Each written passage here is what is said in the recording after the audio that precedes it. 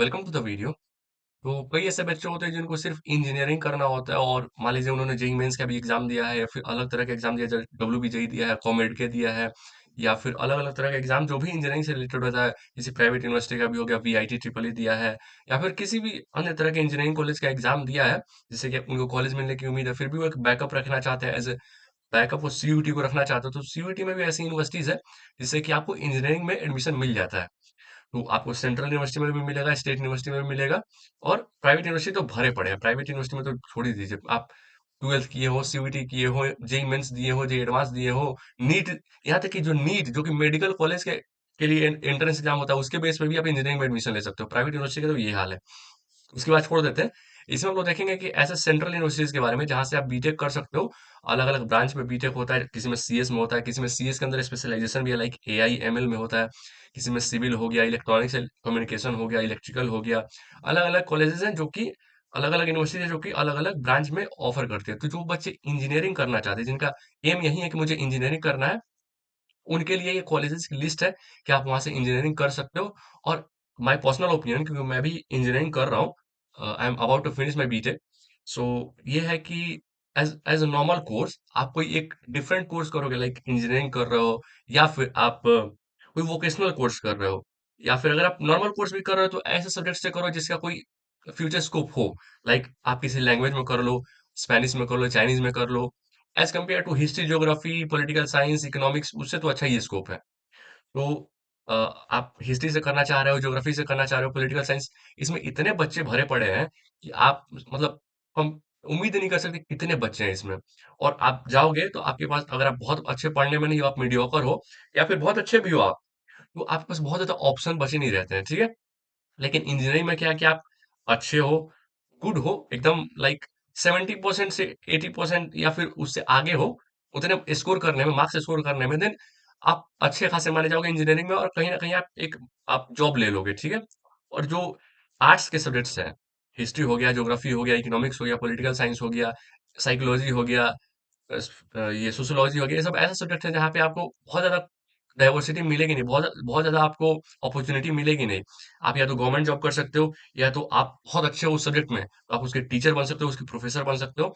लेकिन प्रोफेसर बनने में भी प्रॉब्लम ये है कि अगर आप किसी सेंट्रल यूनिवर्सिटी में या फिर स्टेट, लाइक सरकारी प्रोफेसर अगर आप बनना चाहते हो, आपके नॉलेज की कोई वैल्यू नहीं है। सरकारी प्रोफेसर बनने के लिए आपका जुगाड़ होना चाहिए, आपके बड़े नेता से जान पहचान होनी चाहिए, बड़े वीसी से जान पहचान होनी चाहिए। इसके बारे में ये एकदम क्लियर है। कई लोग, सब लोग जानते हैं कि प्रोफेसर कैसे बनते हैं, ठीक है। तो प्रोफेसर बनने के लिए एलिजिबिलिटी, क्योंकि इस तरह की चीजें इसलिए होती हैं क्योंकि वैकेंसी है एक, कैंडिडेट है 400, उसमें से 200 है जो एकदम क्वालिफाइड है, उनको सब्जेक्ट में नॉलेज है, उन्होंने पीएचडी भी किया हुआ है, सब कुछ किया हुआ है। भाई पोस्ट तो एक ही है ना। फ्रेंड्स उसको मिलेगा जो उस इंटरव्यू पैनल का अपना होगा, जो उस वीसी का अपना होगा, जो किसी बड़े नेता का अपना होगा।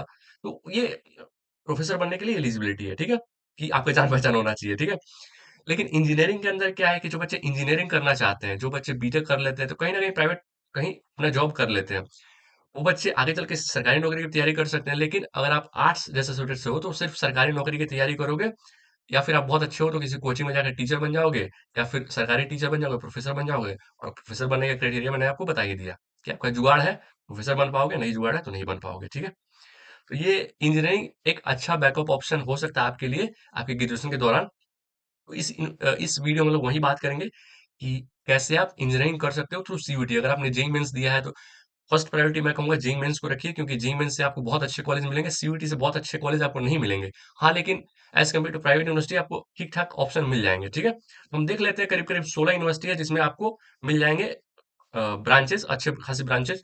और पर्सनली मैं सजेस्ट करूंगा, लिस्ट के साथ हम लोग डिस्कस भी करेंगे, और पर्सनली मैं सजेस्ट करूंगा कि अगर आप इन यूनिवर्सिटीज में जा रहे हो, सीएस या फिर उससे रिलेटेड ब्रांच में ही जाओ, क्योंकि प्लेसमेंट वही है, ठीक है। चलिए देख लेते, लिस्ट को देख लेते, ज्यादा लंबा लिस्ट है नहीं। सबसे पहले असम यूनिवर्सिटी। असम यूनिवर्सिटी की अगर हम बात करें तो यहाँ पे एक ही ब्रांच पढ़ाया जाता है, एग्रीकल्चर इंजीनियरिंग, एग्रीकल्चरल इंजीनियरिंग, ठीक है। एक ही ब्रांच होता है बीटेक एग्रीकल्चर इंजीनियरिंग में। तो मैं कहूंगा कि अगर आपको सिर्फ बीटेक में एडमिशन चाहिए, आपका दूसरा कोई स्कोप नहीं है कि भाई मुझे एग्रीकल्चरल इंजीनियरिंग ही करनी है, या फिर मुझे सरकारी नौकरी की तरफ जाना है, आपका है कि मैं बीटेक करूंगा, कहीं ना कहीं नौकरी करूंगा, then I will say that you should avoid this. अगर आपको नहीं मिला देन आप इसमें जाइए, लेकिन ट्राई कीजिए कि आपको मिल जाना चाहिए। अगला है बाबा साहब भीमराव अम्बेडकर यूनिवर्सिटी लखनऊ। इसमें लगभग सारे ब्रांचेस हैं। जहाँ पे मैंने अगर मेंशन नहीं किया देन ऑल ब्रांच, लगभग CS, BA electronics, BA civil, BA mechanical में लगभग सारे ब्रांचेस हैं। ठीक है। अगला है बनारस हिंदू यूनिवर्सिटी। तीसरा लिस्ट है बनारस हिंदू यूनिवर्सिटी। यहाँ पे दो ब्रांचेस हैं थ्रू सीयूईटी। आईआईटी बीएचयू अलग है इससे। बीएचयू के अंदर दो ब्रांचेस है, food technology and dairy technology. तो दो ब्रांचेस के अंदर इसकी पढ़ाई होती है थ्रू सीयूईटी। अगला देखेंगे central university of Andhra Pradesh. यहाँ पे एक ही ब्रांच पढ़ाई होती है, कंप्यूटर साइंस एंड इंजीनियरिंग। तो आप इसको अच्छे ऑप्शन की तरह देख सकते हो, क्योंकि सेंट्रल यूनिवर्सिटी या फिर प्राइवेट यूनिवर्सिटी या फिर स्टेट यूनिवर्सिटी में सीएस लो या फिर उससे रिलेटेड कोई ब्रांच, डेटा साइंस हो गया, मशीन लर्निंग हो गया, एआई हो गया, या उससे रिलेटेड ब्रांच, क्योंकि अगर इसमें प्लेसमेंट होगा देन इसी सब ब्रांच में होगा। आप किसी आईआईटी या एनआईटी से ना होकर आप उम्मीद कर रहे हो कि मैं सिविल मैकेनिकल में प्लेसमेंट ले लूंगा, देन बहुत बहुत रेयर है। आपको अल्टीमेटली वहां से सिविल मैकेनिकल करने के बाद भी आपको सॉफ्टवेयर पढ़ना ही पड़ेगा, क्योंकि जॉब उसी की है। अदरवाइज आपकी हालत वही हो जाएगी, आर्ट्स और कॉमर्स, आर्ट्स वाले सब्जेक्ट्स की तरह हिस्ट्री ज्योग्राफी पढ़ते रह जाओगे, वही सब हो जाएगा। ठीक है।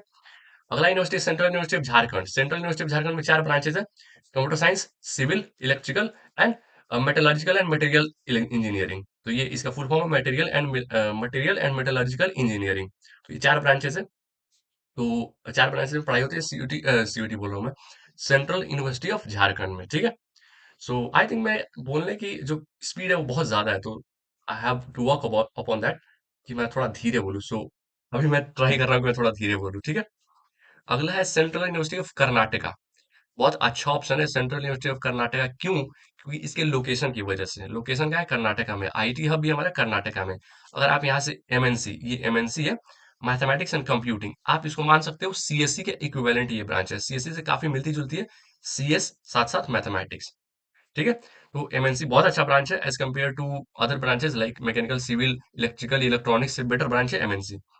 आगे है AIML, artificial intelligence and machine learning. उससे आगे EC, electronics and communication engineering, and last में जो ब्रांच पढ़ाई होती है वो है इलेक्ट्रिकल इंजीनियरिंग। चार ब्रांचेस यहाँ पे पढ़ाई होते हैं। यहाँ पे सीएस के दो ब्रांच है, एमएनसी एंड एआईएमएल। ठीक है। अगला है सेंट्रल यूनिवर्सिटी ऑफ ओडिशा। तो अब जो बच्चे उड़ीसा से हैं या फिर बंगाल से हैं या फिर उसके आसपास छत्तीसगढ़ से हैं, तो वो बच्चे इसको प्रेफर कर सकते हैं। ठीक है। इसमें एक ही ब्रांच पढ़ाई होती है, डेयरी टेक्नोलॉजी। तो जो जहां तक मुझे ध्यान है, डेयरी टेक्नोलॉजी मतलब जो दूध वूध से रिलेटेड जो ब्रांच होते हैं वही। मुझे मुझे क्लियर पता नहीं कि डेयरी टेक्नोलॉजी में पढ़ना क्या होता है, लेकिन शायद वही एग्रीकल्चर और जो एनिमल होते हैं, गाय भैंस है, ऊंट है, जो जिसका भी दूध मतलब नाम से लग रहा है मुझे, मुझे ज्यादा पता नहीं है इसके बारे में। ठीक है। आगे चलते हैं central university of Punjab. Central university of Punjab की अगर हम बात करें तो इसमें जो ब्रांचेस होते हैं वो कंप्यूटर साइंस एंड इंजीनियरिंग, और एक और पढ़ाई होता है सीएस इन एआईएमएल स्पेशलाइजेशन की पढ़ाई होती है, बट ये इंटीग्रेटेड है, इंटीग्रेटेड बीटेक एमटेक, यानी कि ये 5 साल का कोर्स है, 5 इयर्स। ठीक है।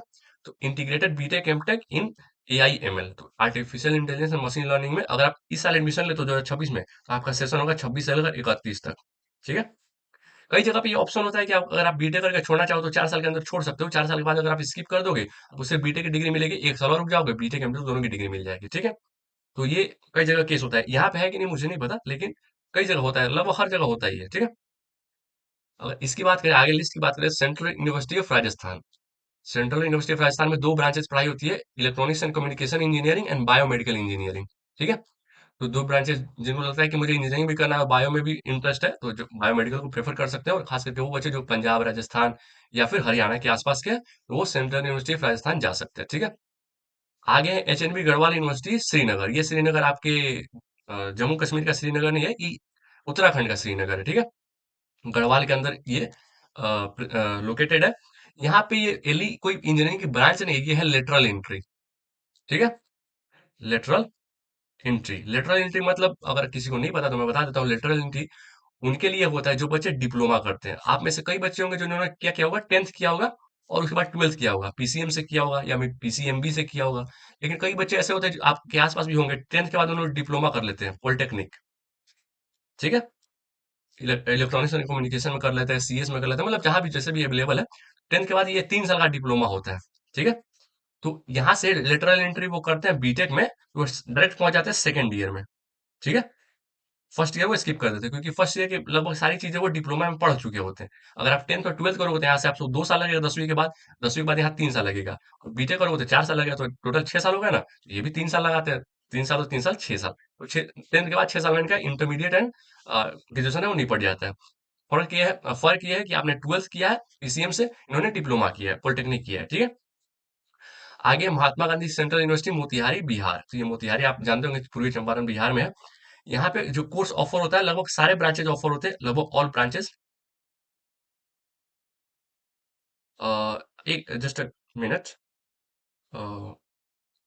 बीटेक एमटेक यहाँ पे इंटीग्रेटेड होता है, लेकिन मैं ब्रांचेस को लेकर श्योर नहीं हूँ, मुझे अभी ध्यान नहीं आ रहा है कि सारे ब्रांचेस, एक बार इसको मैं आप चेक कर लीजिए कि कौन कौन सा ब्रांच ऑफर होता है, लेकिन जहाँ तक मुझे ख्याल है सारे ब्रांचेस ऑफर होते हैं, लेकिन मैं श्योर नहीं हूँ इस चीज को लेकर, ठीक है। जब मैं देख रहा था तो मैं अभी भूल गया मैं, लेकिन मैं देख रहा था तो इसको मैंने देखा था यहाँ पे जो इंटीग्रेटेड 5 साल का, जो मैंने बताया था ना, 5 साल का इंटीग्रेटेड बीटेक एमटेक का कोर्स है, वो ऑफर होता है, ठीक है। अगला है पौंडीचेरी यूनिवर्सिटी। जहां पे भी मैंने नहीं लिखा है स्पेशलाइज ब्रांच नहीं लिखा है, वहां पे समझ लीजिए कि सारे ब्रांचेस हैं, ठीक है। तो अगला है पौंडीचेरी यूनिवर्सिटी, जहां पे सारे ब्रांचेस लगभग लगभग अवेलेबल है, जो कि सीयूटी के थ्रू आपका एडमिशन लेते हैं, ठीक है। आगे है Rajiv Gandhi national aviation university. इसके अंदर दो ब्रांचेस पढ़ाई होती है, electronics and communication engineering and aerospace engineering, ठीक है। दो ब्रांचेस बस पढ़ाई होती है, electronics and communication and aerospace. आगे है, सॉरी फॉर द प्रोनाउंसिएशन, लेकिन ये कुछ है नाम, भाई मैं प्रोनाउंस नहीं कर पा रहा हूँ। तो ये सेंट्रल ट्राइबल यूनिवर्सिटी है तेलंगाना के अंदर, ठीक है। तो जो तेलंगाना वाला बच्चे होंगे, सॉरी फॉर दैट कि मैं प्रोनाउंस नहीं कर पा रहा हूँ, क्योंकि मैं नॉर्थ इंडियन हूँ और मैं बहुत फ्रिक्वेंट लैंग्वेज मैंने सीखा नहीं है। हालांकि मेरे दोस्त है कुछ साउथ के, लेकिन मैं बहुत ज्यादा सीखा नहीं है। उन्होंने हिंदी और अदर लैंग्वेज जरूर सीख ली है, लेकिन मैं नहीं सीख पाया हूं, तो उसके लिए सॉरी। तो यहाँ पे अगर आप तेलंगाना से या फिर आंध्र प्रदेश से या फिर उसके उस रीजन से हो, तो आप यहाँ पे परस्यू कर सकते हो। यहाँ पे एक ही ब्रांच पढ़ाई होती है, computer science and engineering in AIML, यानी कि सीएस इन एआईएमएल स्पेशलाइजेशन, ठीक है। अगला है तेजपुर यूनिवर्सिटी। तो तेजपुर यूनिवर्सिटी के अंदर एक ही ब्रांच पढ़ाई होती है, एफईटी। जहां तक मेरा ख्याल है ये फूड इंजीनियरिंग एंड टेक्नोलॉजी इसका फुल फॉर्म है, लेकिन आप इसको एक बार देख लीजिएगा कि ये है कि नहीं। जहां तक मैंने रिसर्च किया है, ये फूड इंजीनियरिंग एंड टेक्नोलॉजी ही है इसका फुल फॉर्म, ठीक है। अगला है दिल्ली यूनिवर्सिटी। दिल्ली यूनिवर्सिटी के अंदर एक ही ब्रांच है, information technology and mathematical innovation, जो कि पढ़ाई होता है सीआईसी के अंदर। सीआईसी मतलब क्लस्टरिंग इनोवेशन सेंटर, ठीक है। तो ये लगभग लगभग 16 यूनिवर्सिटीज थी जो कि सीयूटी के थ्रू आपके बीटेक में एडमिशन देती हैं। अगर आपको कोई अच्छा कॉलेज नहीं मिला है थ्रू जेई मेंस, कोई आपको अच्छा कॉलेज नहीं मिला किसी अन्य engineering college, like engineering entrance exam के थ्रू, लाइक एमएसटी सीईटी कई बच्चे देते हैं, डब्ल्यूबीजेई देते हैं, जेई मेंस देते हैं, जेई एडवांस देते हैं, कॉमेड के देते हैं। अगर कर्नाटका से करना चाहते हो, केसीईटी जो कर्नाटका के लोकल बच्चे वो केसीईटी देते हैं, बाहर के बच्चे कॉमेड के देते हैं।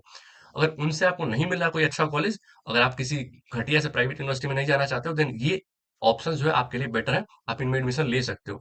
लेकिन अगर आप ये चाहते हो कि बीटेक के बाद आपकी एक जॉब लग जाए, आपकी एक सिक्योर जॉब हो, देन मैं कहूंगा कि सीएस और ईसी और सीएस स्पेशलाइजेशन, इसी में एडमिशन लीजिए।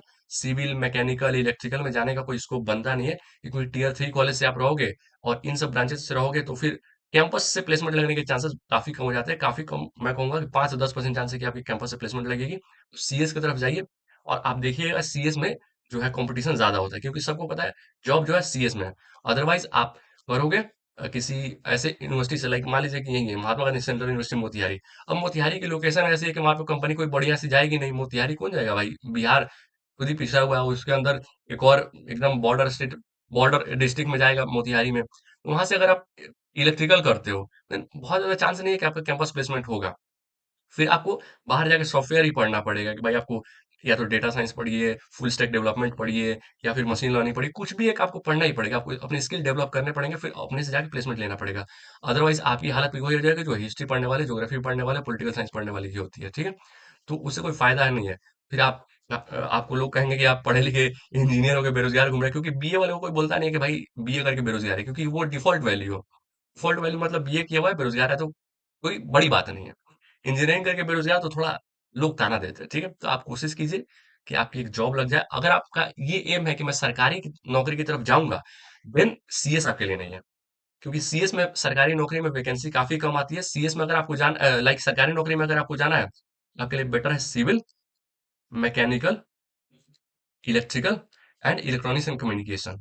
ये चार ब्रांचेस आपकी एकदम टॉप होने चाहिए कि भाई इन सारे ब्रांचेस में आप रहोगे, सरकारी नौकरी के लिए बहुत ज्यादा वैकेंसी, क्योंकि नंबर ऑफ वैकेंसी इसमें ज्यादा आती है। Number of vacancy number of vacancy अगर आप इसमें देखोगे तो बहुत ज्यादा आती है, और इसमें एक आप एग्जाम दोगे बीटेक के बाद, जिसको कहते हैं गेट। ठीक है, तो गेट से सरकारी नौकरी की तरफ आप जा सकते हो।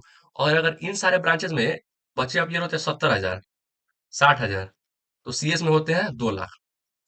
इतना फर्क है। तो 2 लाख में कंपटीशन करना और 70,000 में कंपटीशन करना काफी इजी होता है। और न, इसमें अगर आएगी 20 वैकेंसी, तो इसमें आएगी 200 वैकेंसी या 100 वैकेंसी, इतने के गैप होता है। तो दो, एक तो बच्चे ज्यादा, वैकेंसी कम, उसमें बच्चे भी कम और वैकेंसी भी ज्यादा। सरकारी नौकरी की तरफ जाना है, देन आप जाइए civil, mechanical, electrical and electronics की तरफ। अगर आपको जाना है प्राइवेट में, अगर आप चाहते हो कि इजी टू क्रैक जॉब कोई है, कि मैं बीटेक करूँ, वो एक छोटी मोटी नौकरी मेरे हाथ में है, देन आप जाइए सीएस की तरफ। ठीक है, तो ये एक ओवरव्यू था जो बच्चे सीयूटी से बीटेक करना चाहते हैं उनके लिए। चलिए फिर मिलते हैं किसी नए वीडियो में। Thank you.